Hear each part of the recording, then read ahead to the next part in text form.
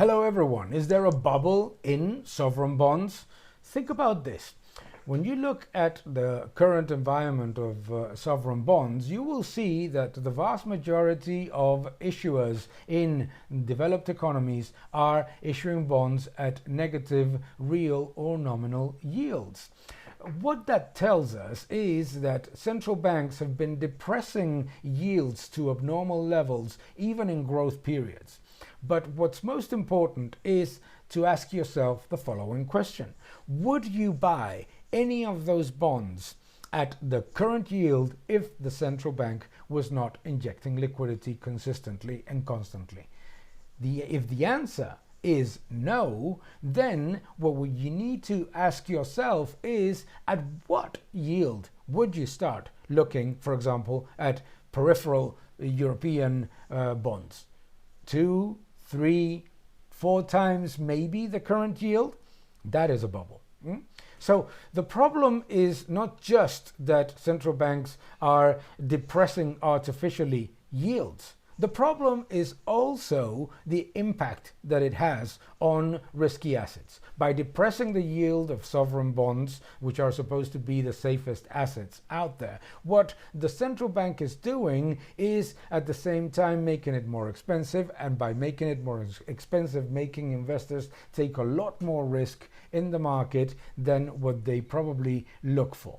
More importantly, the tool that quantitative easing and bond purchase tries to achieve, what that tool tries to achieve is for governments to undertake the structural reforms that they need. However, by artificially depressing yields, what ends up happening is that it becomes a perverse incentive by which governments go from using monetary policy as a tool to undertake structural reforms and buy some time to a tool to not make structural reforms.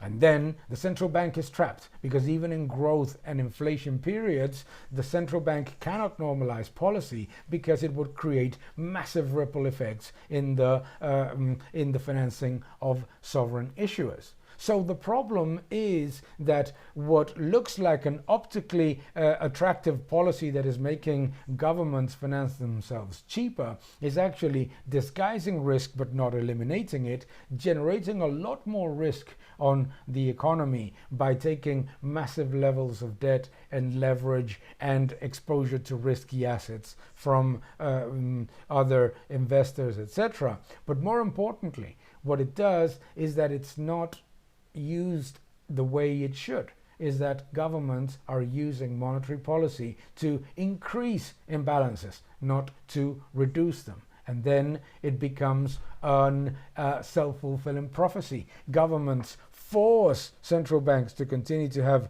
low rates and inject massive liquidity and repurchase their bonds. Then the governments increase their deficits and increase their spending, and the central bank cannot normalize even when there's inflation and growth. Therefore, what ends up happening is that the impact of monetary policy and the return of monetary policy is a diminishing one, creating more bubbles with lower positive impact on the real economy. Thank you very much.